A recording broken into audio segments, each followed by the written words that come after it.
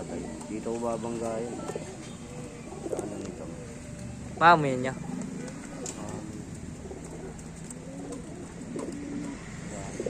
Yan.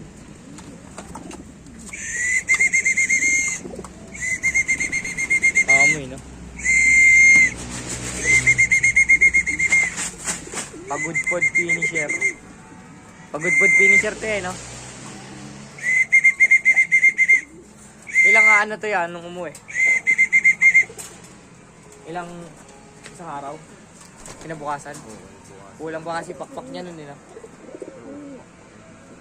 Kahit ngayon, patubo pa nga lang yan. Tatlo yan. Isa lang natira. Ano ba lahi nito yan? Kasi nanay niya. Wala rin.